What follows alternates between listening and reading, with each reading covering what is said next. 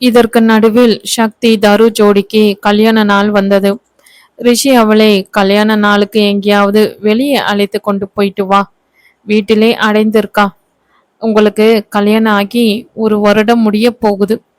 இப்பதான் என் மகன் எனக்கு சீக்கிரம் கல்யாணம் செய்து வைங்க என்று சொன்னது போல இருக்கு என்றவுடன் ரிஷிக்கு 1 வருடம் முடிய போகுதா என்ற ஆச்சரியம். அம்மா, எனக்கு வேலை இருக்கு என்றபோது, எப்பதான் உனக்கு வேலை இல்லாமல் இருக்கு? ஏதாவது சாக்கு போக்கு சொல்லாமல் கிளம்பு ரிஷி.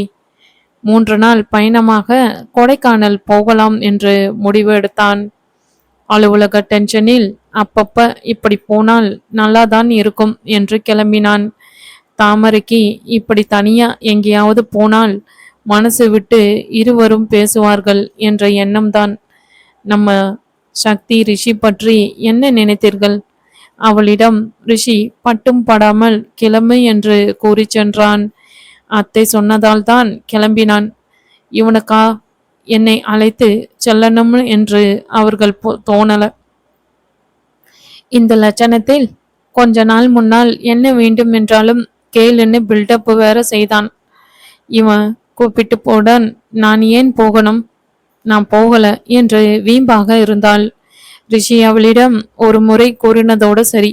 அவனுக்கு தெரியும் அவள் வீம்பாக வரமாட்டாள் என்று. கிளம்பும் நாளில் சக்தி பேச்சை கேட்காமல் அவளை அலைக்காக காரில் ஏத்திவிட்டான். ரிஷி அவளை சீண்டும் பொருட்டு, என்ன கணக்கணக்குறடி, என் கை எப்படி வீங்கி விட்டது பாரு. நல்லா வீங்கட்டும். இந்த 1 மாதம் முன்னால் தூக்கும்போது எப்படிடி பூ போல இருக்க, நீ சாப்பிடுவது எல்லாம் எங்க போகுது என்று கேட்டவன் இப்ப பேசுறத பாரு. உன்னை என்ன செய்யலாம்? வர கோபத்துக்கு என்று பல்லை கடித்தாள். அவனிடம் இருந்து துள்ளியபடி, நீ செய்யறது அராஜகம்டா, வில்ல மாதிரி நடந்துக்காத. எப்படி என் இஷ்டம் இல்லாம என்ன தூக்கலாம்? நான் வரல வரல என்று துள்ளினாள். ரிஷி மனதில், யாராவது பார்த்தால் என்ன நினைப்பாங்க, இவளை கடத்திட்டு போற மாதிரி கத்துறா. நான் வரல என்றா விட வேண்டியது தானே, நீ மட்டும் போக வேண்டியது தானே. இப்ப மட்டும் என்ன அக்கறை?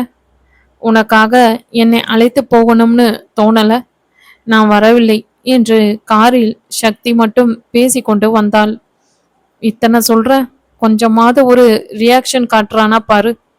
அவர்கள் வண்டி சீரான வேகத்தில் சென்று கொண்டு இருந்தது. நான் கத்துறது வேஸ்ட் தான். தண்ணீர் பாட்டிலை தேடினாள். ரிஷி அவளுக்கு குளிர்ச்சியான பலரசத்தை நீட்டினான். இவனுடன் கத்தி என் தொண்டை தண்ணீரெல்லாம் வற்றி விட்டது. பலரசத்தை ஒரு துளி விடாமல் குடித்து முடித்தாள். சக்தி ரிஷியிடம், இப்பவே சொல்றானே, என்னிடம் நீங்க சண்டை போடாமல் இருக்கணும். நீங்க சண்டை போட்டால் நான் பாதியில் அப்படியே கிளம்பி வந்து விடுவேன். அப்புறம் உங்க அம்மாவிடம் நீங்க தான் பேச்சு வாங்கணும். ரிஷி மனதில், நீ செய்யக்கூடிய ஆளுதான். நான் ஒன்றும் சொல்லட்டா சக்தி? 2 பேரும் பேசாமல் இருந்தால் சண்டையே வராது, சரியா என்றபோது சரி என்று தலையாட்டினாள். சொன்னதோட சரி. சக்தி வாய் ஓயாமல் பொதுவாக பேசியபடியே வந்தாள். ரிஷியும் அதை உள்ளுக்குள் ரசித்தான். ரிஷியும் சக்தியும் ஒரே போல மனதில் இதுவே சண்டை போடாமல் இருந்திருந்தால் இந்நேரம் அவளை 1 நிமிடம் விட்டு இருப்பேனா என்று எண்ணி இருவரும் ஏக்க பெருமூச்சு விட்டனர். திரும்பி வரும்போது ஷாலினி வீட்டிற்கு சென்றார்கள். குழந்தைகளுடன் சந்தோஷமாக பொழுது கழிந்தது. சக்திக்கு கல்யாண நாளைக்கு ஒன்றும் வாங்கவில்லை என்று ரிஷி அழகிய சாவி கொத்து தங்கத்தில் வாங்கினான். அப்பவே அவள் இடுப்பில் மாட்டி அழகுபடுத்தி பார்க்கணும் என்ற எண்ணத்தை அடக்கினான். சக்தி ரிஷி கழுத்திற்கு அழகிய செயின் வாங்கினாள். இருவரும் அடுத்தவருக்கு தெரியாமல் வாங்கினார்கள். தாரணிக்கு அடுத்த மாதம் வளைகாப்பு என்று தாமரை அதன் வேலைகளை செய்து கொண்டிருந்தாள். சக்தி சோர்ந்து காணப்பட்டாள். தாமரை சக்தியிடம், ஏன் சக்தி குட்டி ஒரு மாதிரியா இருக்க, வேலை அதிகமா? வேண்டுமென்றால் ஓய்வெடு, நான் ரிஷியிடம் சொல்றேன். இல்ல அத்தை, நான் நல்லா தான் இருக்கேன். மனதில் நந்துவை ஆபீஸில் மட்டும்தான் முழுதா அப்பப்போ பார்க்க முடியுது. அங்கு எல்லார் முன்னாலும் திட்ட முடியாது என்று பேசாமல் போய்விடுவான். அங்கு போகலை என்றால் அதுவும் பார்க்க முடியாது என்று எண்ணி எனக்கு இங்க இருந்தால் போர் அடிக்கும் அத்தை. அங்க வேலையில் ஒன்றும் தோன்றதில்லை என்று சமாளித்தாள். உங்களுக்காவது ஏதாவது வேண்டுமென்றால் சொல்லுங்க அத்தை, செய்திடலாம் என்று வளகாப்பிற்கு ஆவலுடன் திட்டம் போட்டாள். தாமரை வருத்தப்படுவது பொறுக்காமல் மாலை நேரம் முழுவதும் சந்தோஷமாக தாத்தாவுடனும் தாமரையுடனும் செலவு செய்வாள். ரிஷிக்கு கட்டுப்பட்டே தனியாக எங்கேயும் செல்வதில்லை. சக்தி மனக்குறையை எல்லாம் இறைவனிடம்தான் கொட்ட முடியும் என்று எண்ணி மாலை நேரத்தில் தாமரையை இழுத்து கொண்டு கோவிலுக்கு சென்று விடுவாள். சில சமயம் நித்யாவுடன் கிளம்பி விடுவாள். அந்த ஊரில் சிலுமையும் குளுமையும் ரசித்தபடி நடந்துதான் செல்வாள். அனிதாவின் கண்களில் சக்தி இப்படி செல்வது தப்பவில்லை. இவன் மட்டும் எப்படி சந்தோஷமா இருக்கலாம்? அனிதா சக்தியை பார்த்து, சீக்கிரமா ஏதாவது செய்து முதலில் இங்கே இருந்து கிளப்ப வேண்டும்.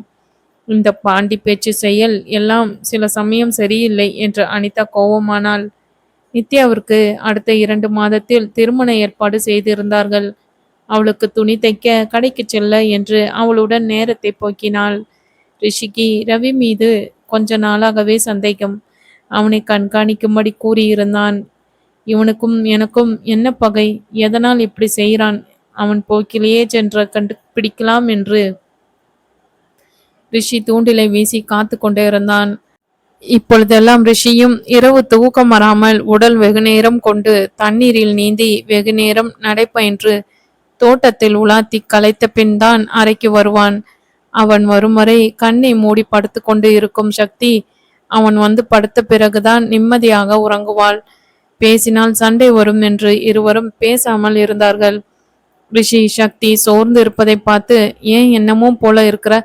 நான் முன்பு பேசாதது போது கூட சந்தோஷமா வளைய வந்தாலே, இப்ப என்ன ஆச்சு? உடம்புக்கு முடியலையா என்று அவளையே அப்பப்ப நோட்டம் விட்டு கொண்டு இருந்தான். அவனுக்கு அவளை பார்த்து பலகாலம் ஆன மாதிரி இருந்தது. இப்ப எல்லாம் என்னை பார்க்க கூட இவளுக்கு பிடிக்கலையா? இந்த பட்டிக்காட்டு மனிதனை அவளுக்கு எப்படி பிடிக்கும் என்று அதற்கும் கோபம் கொண்டான். இதைதான் வேண்டாத பொண்டாட்டி கைப்பட்டால் குத்தம், கால் பட்டால் குத்தம்னு சொல்வதோ? கண்முன் வராலா பாரு. ஏதோ அம்மாக்கு பயந்து இருவரும் ஒரே அறையில் படுத்துக் கொள்கிறோம். இல்லை என்றால் இரவில் கூட அவளை பார்த்து கொள்ள முடியாது என்று பெருமூச்சு விட்டான். தாமரையிடம் சிரித்து பேசும் சக்தி இவன் வந்தவுடன் ஆகிவிடுவான். சில சமயம் சீக்கிரம் வீட்டுக்கு திரும்பும் ரிஷி அவன் வந்ததை தெரிவிக்காமல் சத்தம் செய்யாமல் சக்தி தாமரையுடன் செய்யும் சேட்டைகளை ரசிப்பான். மனதில் என்னிடம் என் சக்தி பேசியே ரொம்ப நாள் ஆயிடுச்சு என்று வருத்தப்பட்டான். அவனுக்கே கொஞ்ச நாளாக இப்படி சின்ன குழந்தை போல அவளிடம் எப்ப பார்த்தாலும் சண்டை போடுறேன். முடிந்த அளவு சண்டையை தவிர்க்கணும், நண்பர்களாகவாவது இருக்க முயற்சி செய்யணும் என்று எண்ணிக்கொண்டான். அடுத்த நாள் அவன் பெங்களூர் செல்வதற்கு அதிகாலையில் கிளம்புவதாக இருந்தது. அலாரம் வைத்தே படுத்தான். அசதியில் எழுந்து கொள்ளவில்லை. அதிகாலையில் விழிப்பு வந்த சக்திக்கு வாந்தி, தலை சுத்தல், மயக்கமாக இருந்தது. குளியல் அறையை விட்டு அவளால் வெளியே வர முடியவில்லை. வயிற்றை புரட்டி கொண்டு வாந்தி வந்தது.